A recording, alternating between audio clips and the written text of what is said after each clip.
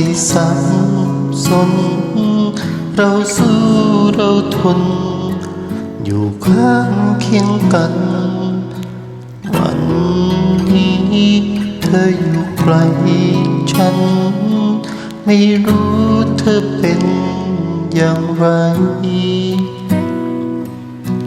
ใจฉันได้แต่คอยคิด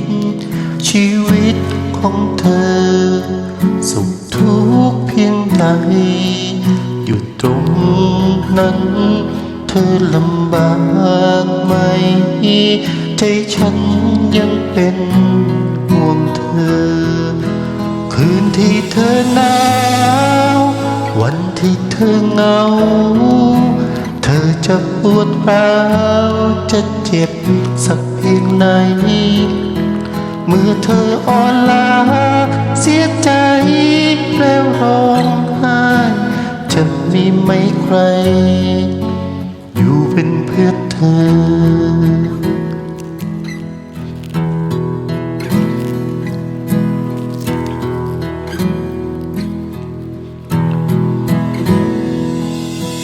วันไหนที่เธอสับสนวันไหนมืดมนไม่เหลือใครจำไว้ว่ายังมีฉัน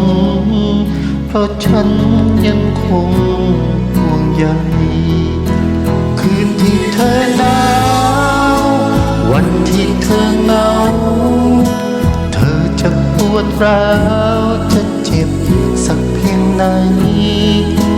เมื่อเธออ่อนล้าเสียใจแล้วร้องไห้จะมีไหมใคร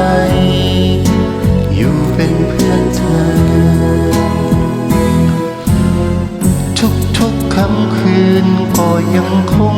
คิดถึงและหวังว่าเธอคงปลอดภัย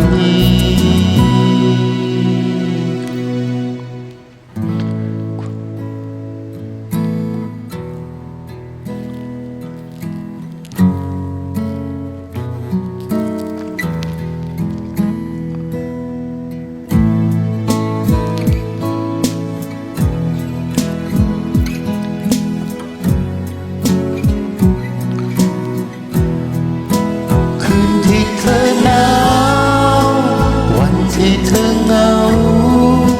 เธอจะปวดร้าวจะเจ็บสักเพียงไหนเมื่อเธออ่อนล้าเสียใจแล้วร้องไห้จะมีไหมใครอยู่เป็นเพื่อนเธอจะมีไหมใครอยู่เป็นเพื่อนเธอจะมีไหมใครที่เฝ้าคอยดูแลเธอ